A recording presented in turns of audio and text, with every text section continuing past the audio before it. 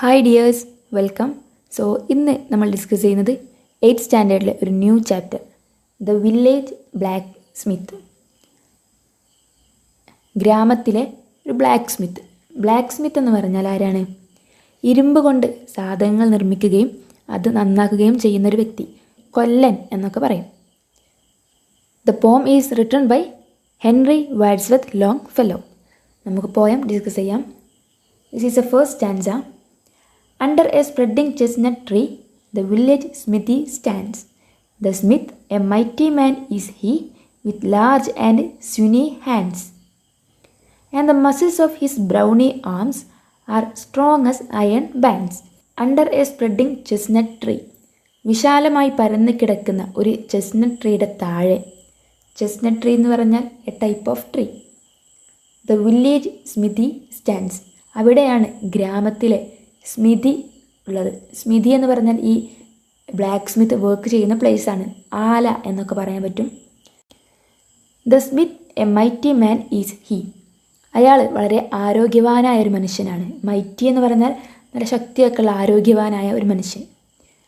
With large and sinewy hands. അദ്ദേഹത്തിൻ്റെ കൈ വളരെ വിശാലമാണ്. ആൻഡ് വളരെ ബലമുള്ളതും കൂടിയാണ്. അതാണ് സിനി എന്ന് പറഞ്ഞാൽ ബലമുള്ളത്.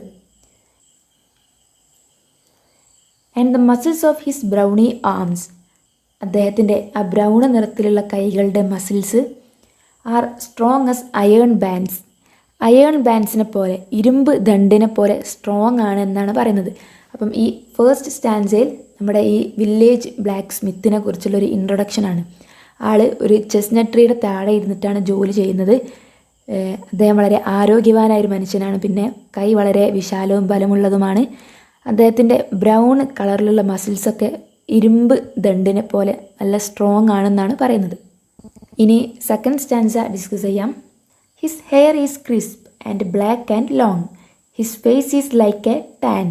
His brow is wet with honest sweat. He earns whatever he can and looks the whole world in the face. For he owes not any man.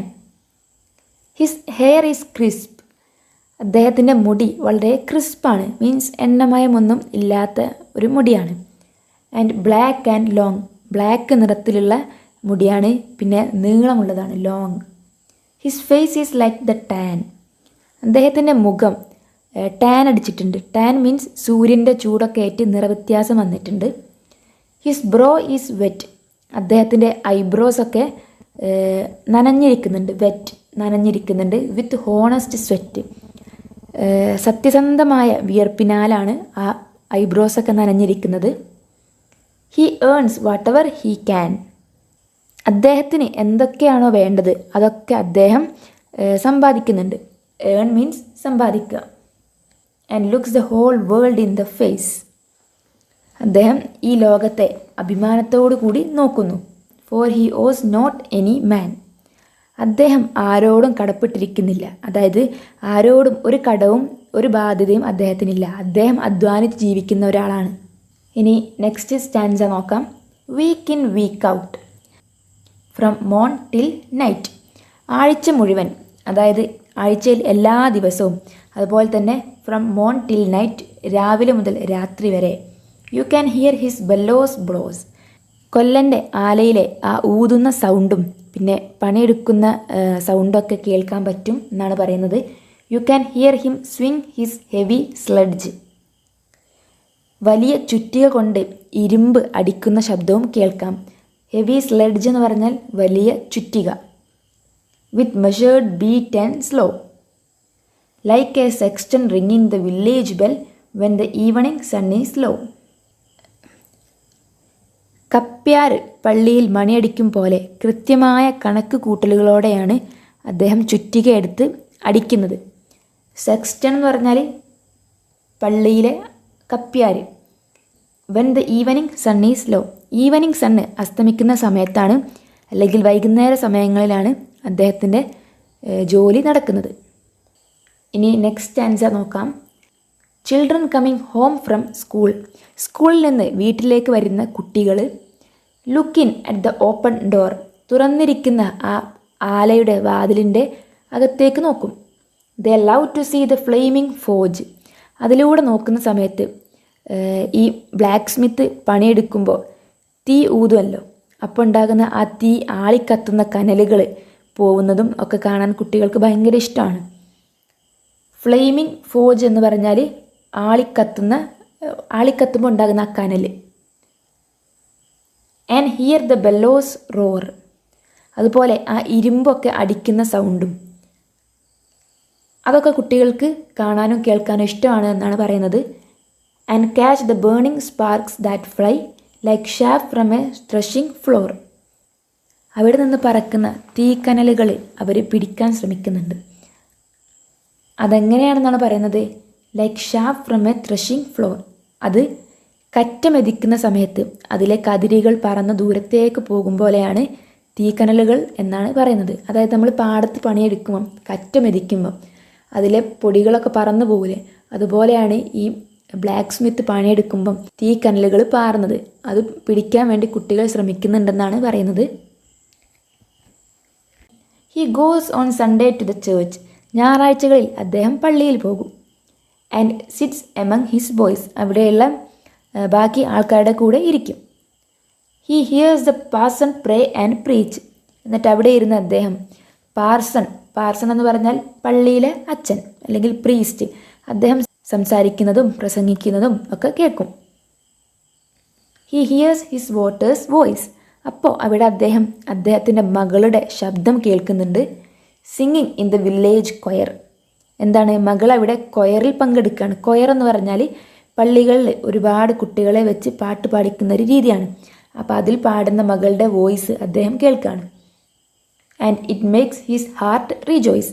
അത് അദ്ദേഹത്തിൻ്റെ മനസ്സിനെ വളരെ സന്തോഷവാനാക്കുകയാണ്. It sounds to him like her mother's voice. അപ്പോൾ ആ മകൾ അവിടെ കൊയറിൽ പങ്കെടുത്ത് പാട്ട് പാടുന്നത് കേൾക്കുമ്പോൾ ആ ശബ്ദം അദ്ദേഹത്തിന് ഹെർ മദേഴ്സ് വോയിസ്, ഈ മകളുടെ അമ്മയുടെ വോയിസ് ആയിട്ട് തോന്നുകയാണ്. അതായത് അദ്ദേഹത്തിൻ്റെ ഭാര്യയുടെ ശബ്ദമായിട്ട് തോന്നുന്നു. Singing in paradise. ഭാര്യ മരിച്ചു പോയിട്ടുണ്ട്, അപ്പോൾ അവൾ സ്വർഗത്തിൽ എവിടെയോ നിന്ന് പാടുന്നത് പോലെ അദ്ദേഹത്തിന് തോന്നുന്നു. He needs must sing of her once more how in the grave she lies. അപ്പം ഭാര്യയെക്കുറിച്ച് വേറെ കാര്യങ്ങൾ അദ്ദേഹം ചിന്തിക്കുകയാണ്. എന്ത്, ഗ്രേവിൽ, അതായത് കുഴിമാടത്തിൽ അവൾ എങ്ങനെ കിടക്കുന്നു എന്ന് ആലോചിക്കും.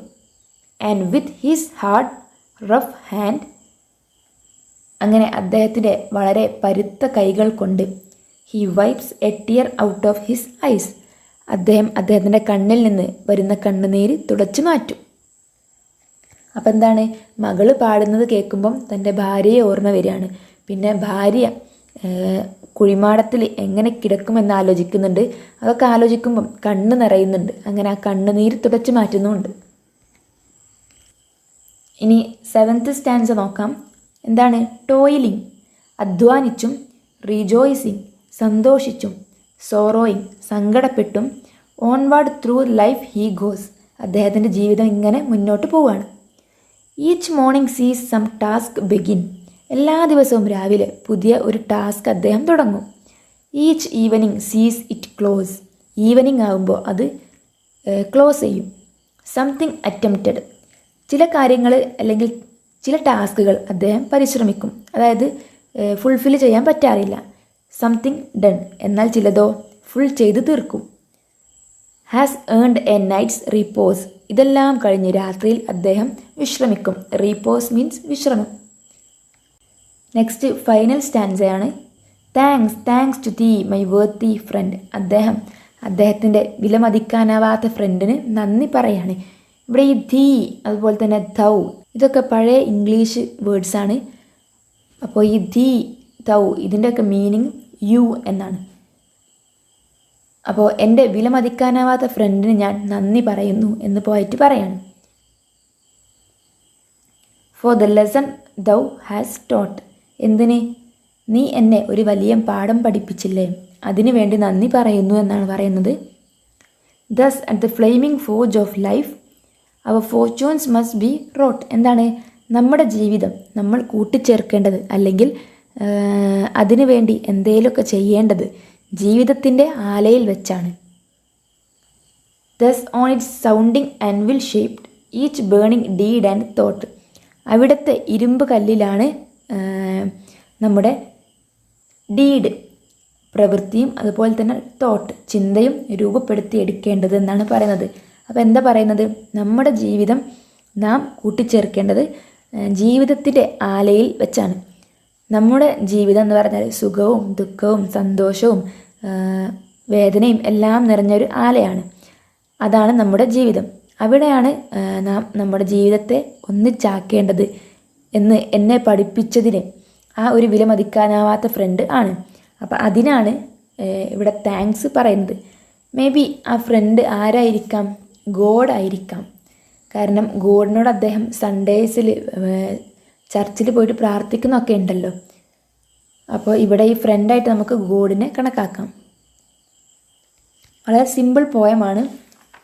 ഫസ്റ്റിൽ വില്ലേജ് ബ്ലാക്ക് സ്മിത്ത് അദ്ദേഹത്തിൻ്റെ ഒരു ക്യാരക്ടറിസ്റ്റിക്സ് പറയുന്നുണ്ട്. അദ്ദേഹം എങ്ങനെയുള്ള ആളാണ്, മുടി എങ്ങനെയാണ്, അതുപോലെ തന്നെ സ്ട്രോങ് ആയിട്ടുള്ള ആളാണെന്നൊക്കെ പറയുന്നുണ്ട്. പിന്നെ അദ്ദേഹത്തിൻ്റെ ജോലിയെക്കുറിച്ച് പറയുന്നുണ്ട്.